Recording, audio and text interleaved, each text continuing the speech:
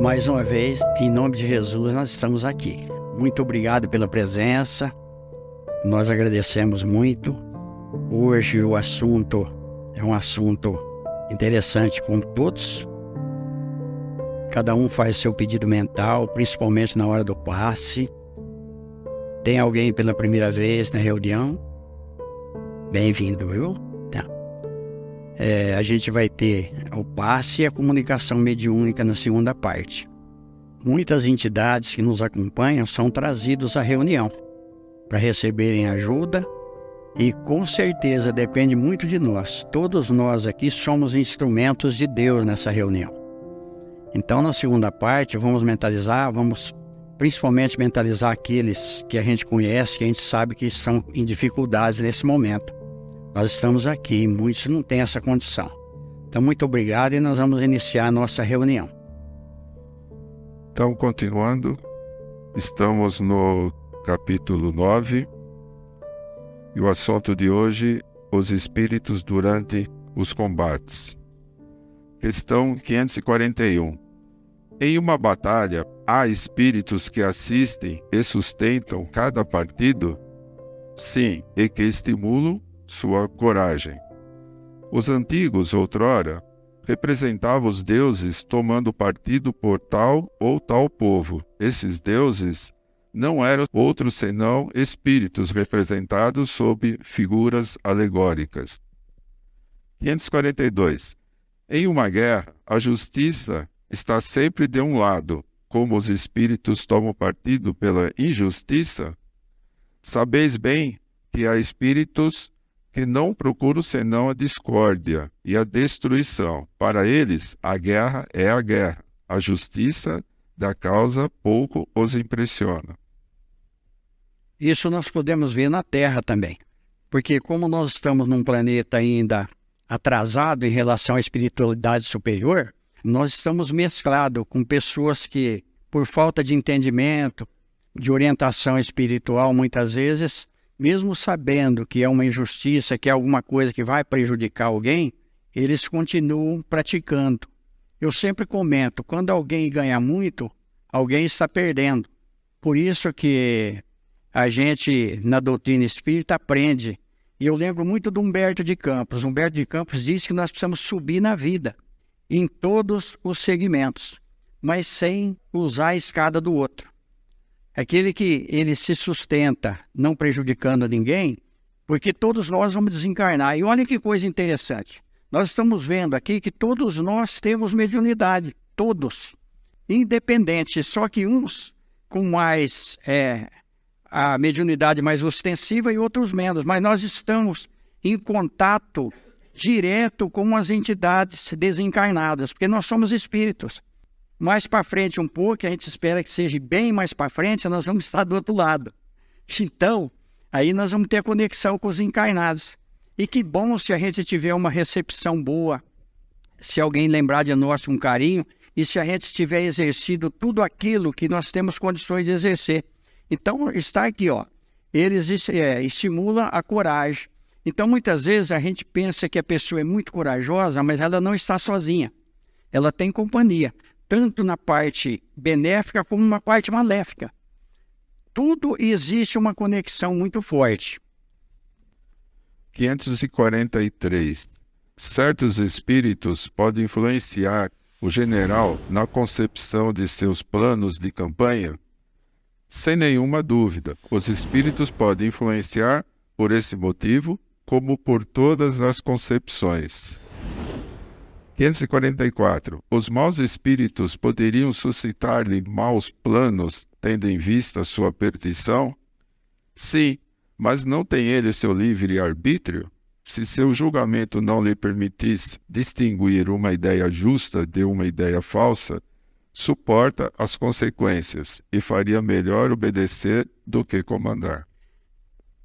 No livro Samuel I, no capítulo 28, nós vamos ver uma informação curiosa para nós lá e muito interessante. Olha, escrito bem antes de Jesus trazer para nós tudo isso que nós estamos entendendo hoje. Nós vamos ver o rei Saul, ele vê os filisteus acampados e ele fica com medo. Palavras textuais do Velho Testamento, lá em Samuel. Aí ele pede para os servos dele que procurasse uma médium ou um médium que ele queria consultar. O rei Saul queria consultar o Samuel, que já era morto, já estava desencarnado. Então, os servos deles procuram e acham uma médium em Endor. E ele se disfarça, porque ele tinha proibido a comunicação com os mortos. Ele estava seguindo tudo aquilo que Moisés trouxe. Então ele vai disfarçado, ele veste umas roupas diferentes e chega até ela. Quando ele chega até ela, olha só que interessante. Hoje a gente fala que o espírito desce, né? Aí ele chega até ela e fala: eu quero que faça subir aquele que eu estou esperando. Aí ela começa a ter uma vidência. E ela começa a descrever para ele tudo aquilo que ela está vendo no plano espiritual. E aí ele identifica que é o Samuel desencarnado que chegou até ali e ela recebeu o espírito de Samuel. E aí o Samuel aconselha ele a não combater os filisteus, porque eles seriam mortos. Todos eles iam perecer. E os filisteus iam governar aquela região. Mas ele tem o livre-arbítrio, como está dizendo aqui. Então, a hora que ele sai dali, ela pede clemência para ele não eliminá-la. E ele deixa por isso mesmo, e ele tema. E aí, quem quiser ler lá o livro de Samuel, que é muito interessante, vocês vão ver o que acontece com ele e com todo aquele povo ali. Então, olha só, nós temos o livre-arbítrio de fazer ou não fazer. Uma vez que nós temos o discernimento de saber aquilo que é certo e aquilo que é errado, a responsabilidade é nossa. Essa é a beleza da doutrina espírita, que nós somos responsáveis pelos nossos atos. Nós não podemos culpar ninguém por aquilo que nós fazemos. A responsabilidade é nossa. 545. O general pode, algumas vezes, ser guiado por uma espécie de segunda vista, uma vista intuitiva, que lhe mostre antecipadamente o resultado de seus planos?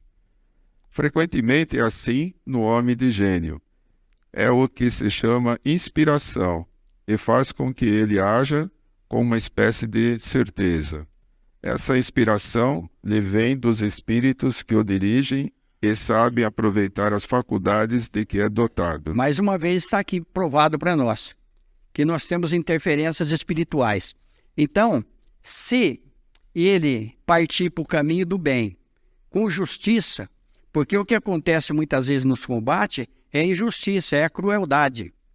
Porque a gente sabe que muitas vezes a pessoa, ele nem quer participar de uma guerra, mas ele é convocado. E por uma questão patriota, e às vezes forçosamente ele vai. Então, muitas vezes ele chega lá até revoltado, e aí ele comete atrocidades. Porque tudo tem o jeito de agir dentro de certa circunstância e tem também a crueldade dentro de certa circunstância. Então, olha a responsabilidade de quem tem autoridade. Todos que têm autoridade têm uma responsabilidade muito grande para exercer a autoridade e não ser uma pessoa cruel. Mas a gente vê muito isso. Mas nós vamos desencarnar, todos nós. Então, do outro lado é que a coisa complica. 546. No tumulto do combate, o que ocorre com os espíritos que sucumbem? Ainda se interessam pela luta depois da morte? Alguns se interessam, outros se afastam. Nos combates acontece aquilo que ocorre em todos os casos de morte violenta. No primeiro momento, o espírito está surpreso e como perturbado, e não crê estar morto, parecendo-lhe ainda tomar parte na ação. Não é senão pouco a pouco que a realidade lhe aparece.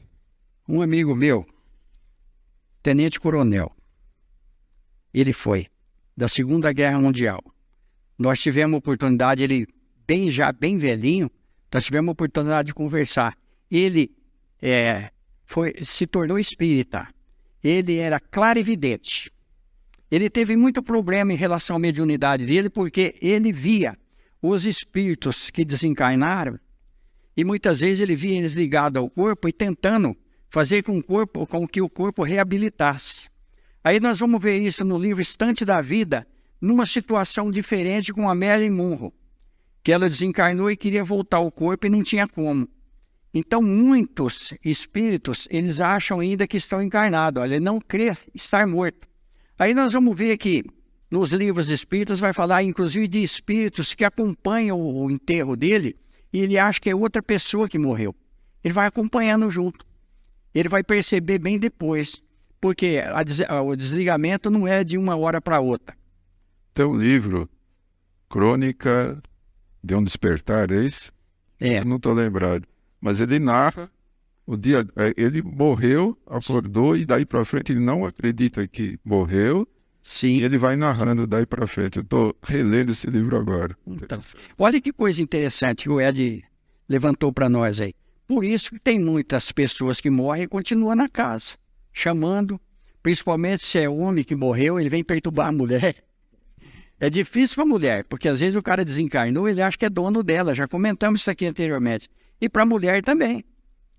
Aconteceu um fato interessantíssimo quando a gente estava numa outra instituição, que o marido morreu, mas ele gostava muito do paletó, e o paletó realmente era lindo, porque ela chegou lá no centro espírita com o paletó, só que eu vi ele vestido com paletó e não ela. E às vezes acontecem essas coisas. Aí eu vi o homem, eu peguei e fiquei curioso.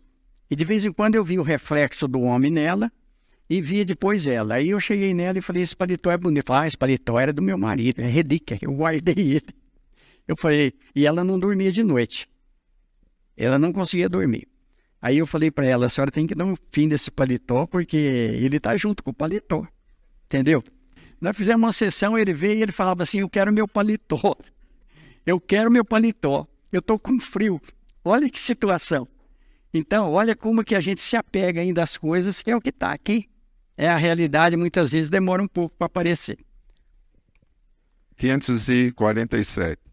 Os espíritos que se combatiam, estando vivos, uma vez mortos, reconhecem-se por inimigos e são ainda obstinados uns contra os outros. O espírito, nesses momentos, não está jamais de sangue frio. No primeiro momento, ele pode ainda querer seu inimigo e mesmo persegui-lo, mas, quando as ideias lhe retornam, vê que sua animosidade não tem mais objetivo. Entretanto, pode ainda conservar-se as impressões mais ou menos fortes, segundo o seu caráter. Percebe ainda o ruído das armas? Sim, perfeitamente. Então nós estamos vendo aqui, ó, né? Vai depender muito da compreensão do espírito do outro lado, senão ele continua realmente ainda em perseguição. Nós vemos muito isso nas comunicações espírita à mesa e também em alguns livros espíritas. 548. O espírito que assiste de sangue frio a um combate, como espectador, testemunha a separação da alma e do corpo, e como esse fenômeno se apresenta a ele, há poucas mortes instantâneas. Na maioria das vezes, o espírito cujo corpo vem a ser mortalmente ferido não tem consciência sobre o momento. Quando ele começa a se reconhecer, é então que se pode distinguir o espírito que se move ao lado do cadáver. Isso parece tão natural que a visão do corpo morto não produz nenhum efeito desagradável. Toda a vida, estando transportada no espírito, só ele atrai atenção e é com ele que se conversa ou a ele que se dirige. Tem muitos filmes que são inspirados espiritualmente. Ghost. Isso daqui está em uma cena do filme Ghost, onde a gente vê ali que o rapaz ele foi morto e o assassino sai correndo e ele sai correndo atrás. Acho que todos assistiram o Ghost. Quem não assistiu, vale a pena assistir. Ele sai correndo atrás, mas não consegue alcançá-lo. Ele volta. Quando ele volta, ele vê a noiva dele, a mulher, né, debruçada chorando em cima do corpo dele. Ele não entende o que está acontecendo. Aí nós vamos ver que depois ele vai entender quando ele vê o corpo dele, acho que já lá onde está em cima de uma cama, né? Ele chega até um outro espírito e enfia a cabeça e fala para ele, foi tiro. Acho que todos viram isso aí. Olha como que esse filme foi inspirado. Então está dentro disso daqui, ó, aonde nós estamos lendo, onde nós estamos vendo aqui, né? E aí, o que acontece? Quando há o desligamento, aí a vida é transportada toda para o espírito, porque aí o corpo vai para a terra, se perde, mas o espírito não. Nós somos imortais. Todas as sensações que nós temos no corpo físico são transmitidas pelos espíritos. Todos os órgãos perceptivos que nós temos, eles estão ligados através do corpo espiritual ao espírito. Quem sente é o espírito, quem ama é o espírito, quem odeia é o espírito. O corpo é só um acessório temporário, por pouco tempo, porque nós somos imortais. Vocês imaginam a nossa vida, onde vai ainda? Nós já temos uma trajetória longa e vamos ter muito mais. Um fato muito interessante, porque normalmente esses combates acontecem em guerras. Aí nós vamos ver um livro do André Luiz, escrito em 1934. Aliás, 1944, em plena guerra. Só que esse livro, eles viveram toda a situação. O nosso lar do André Luiz e os mensageiros do André Luiz foi durante a guerra. Aí nós vamos ver no item 18 do livro Os Mensageiros. Nós vamos ver ali a repercussão da guerra no plano espiritual. Nós vamos ver, olha só, quando nós comentamos aqui de extraterrestre, de uma série de coisas, vamos ler com atenção esse capítulo, que nós vamos entender. Está uma conversação entre Aniceto, André Luiz e Vicente. André Luiz e Vicente foram médicos na Terra. Aniceto já é um espírito de um grau superior, que inclusive ele está dirigindo regiões superiores na crosta terrestre. Vicente, André Luiz e Aniceto vão conversar para ver se eles podem vir visitar a crosta terrestre. Eles estavam numa viagem para descer a Terra, que é uma colônia espiritual. Eles são aconselhados a não descer devido às vibrações deletérias do plano físico por causa da guerra. E olha que coisa importante. Ele diz o seguinte, os planetas que têm as fronteiras vibratórias, olha, como a Terra, os dirigentes superiores estão criando barreiras para que essas vibrações, essas energias negativas não atinjam esses planetas. Com certeza já estão num grau superior. Então olha para vocês verem. E aí vai mais longe. Eles dizem o seguinte, que a guerra ela não está restrita só naquela região, como nós estamos vendo agora, Ucrânia e Rússia lá. Todos nós estamos envolvidos por aquilo que Jesus fala. Quem é meu pai? Quem é minha mãe? Quem é minha família? Todo aquele que faz a vontade do meu pai, esse é minha mãe, meu irmão, minha família. Jesus falando para nós. Então, aí há uns questionamentos. Como que a doutrina espírita traz... Olha, eu me emociono muito, lendo e vivendo. Eles dizem o seguinte, que eles estão resgatando europeus e trazendo para a América. Porque nós sabemos que o forte foi lá naquela região. Aí, André Luiz faz uma pergunta muito interessante. Como superar a barreira da língua? Aí eles dizem o seguinte, que ali tinha 500. Para cada 50, tinha um enfermeiro instrutor, que ele conhecia os idiomas, para poder haver uma comunicação mais fácil. E um outro enfermeiro para ajudar. Cada 50 tinha 2 para auxiliar. Então isso traz para nós uma coisa muito importante. Por exemplo, nós temos a mesa mediúnica. Então muitas pessoas acham que não precisa pôr nome, que se ele mentalizar, o espírito virá. Principalmente quando é a sessão de psicografia, que nós vamos futuramente voltar com ela aqui no Chico Xavier. Então os espíritos precisam muitas vezes de endereço. precisa muitas vezes de intérprete. Nós temos alguns espíritos que vêm de outra situação e precisam de intérpretes. Aí nós vamos ver uma reencarnação do Emmanuel, onde ele foi o Padre Amaro no Brasil, para poder assimilar a nossa língua. Porque vocês podem ver que todos os livros do Emmanuel, é perfeito o vocabulário ali. Não tem como corrigir nada. A gente vê isso nos livros espíritas, a gente fica admirado de ver o conteúdo que tem ali. Então, existe isso daí. Eles trazem os europeus. E por que para a América? Muitos para o Brasil.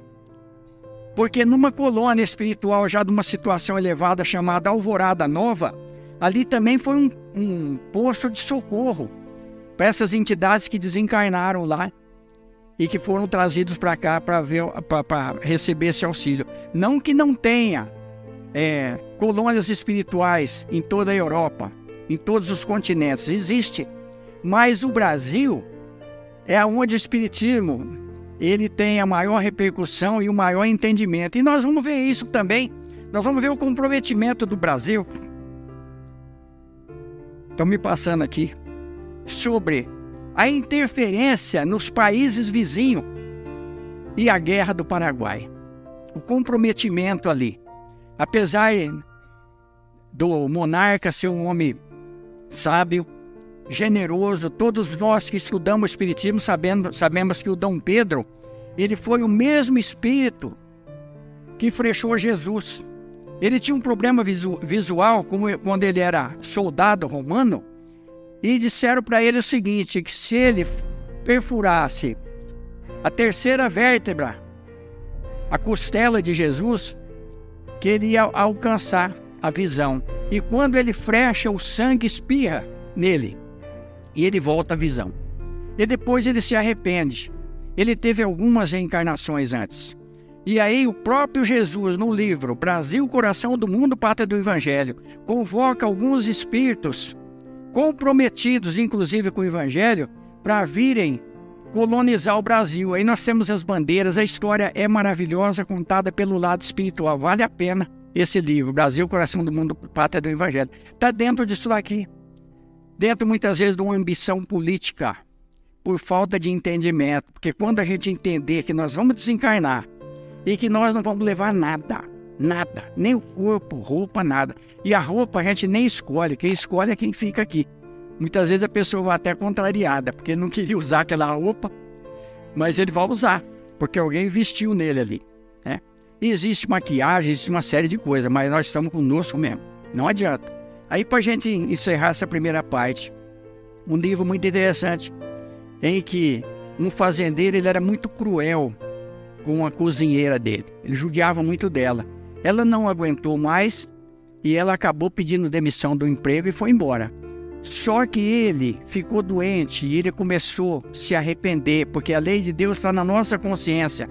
Quando nós vamos para uma cama ou quando nós ficamos doentes e quando alguém vê que não tem recurso para ele, ele começa a se arrepender e começa a pensar. Aí ele pediu para trazer ela, mas ela não voltou. Só que quando ele morreu, ele fez uma exigência para a filha dele, ele tinha só uma filha, que vestisse ele de nosso Senhor Jesus Cristo e pusesse uma cana, porque todo mundo sabe que eles fizeram até Jesus segurar uma cana para humilhar. Aí ele estava morto, a filha foi buscar a cozinheira, falou, você precisa ir lá, porque meu pai queria tanto. Ela foi. Ela chegou, aí a filha falou, você não acha que ele está muito bonito? Ela falou, ele está muito bonito, mas é ele mesmo. Não mudou nada, ele só está enfeitado. Então olha a situação aí. Por isso que a doutrina espírita traz para nós o quê?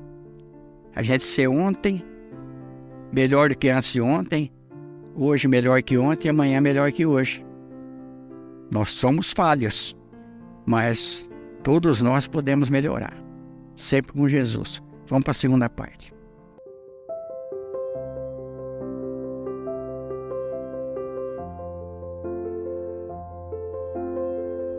O assunto de hoje é um assunto, inclusive, até polêmico, né? Porque se tudo tem a permissão de Deus, se tudo está sobre o amparo de Deus, que é a inteligência suprema do universo, a causa primeira de todas as coisas, por que é permitido a guerra? Qual o benefício que a guerra pode trazer para nós? Aí nós vamos citar mais uma vez um livro muito interessante, do irmão X, que é o espírito de Humberto de Campos, Estante da Vida. Tem lá o item que é A Lenda da Guerra. Vale a pena a gente ler para a gente entender como surgiu a guerra, por que foi permitido a guerra na Terra. E que bom que nós estamos no Brasil, que bom que nós estamos numa casa espírita, e que bom que nós já temos Jesus no nosso coração e no nosso caminho. Que Ele nos ilumine, nos fortaleça, que a gente possa ter muita paz, muita saúde e, acima de tudo, muita lucidez para tomarmos as decisões que serão melhores. Então, que Deus nos ampare. Muito obrigado a todos. Chico Xavier está aberto a todos aqueles que quiserem se integrar mais. Muito obrigado, gente, pela presença.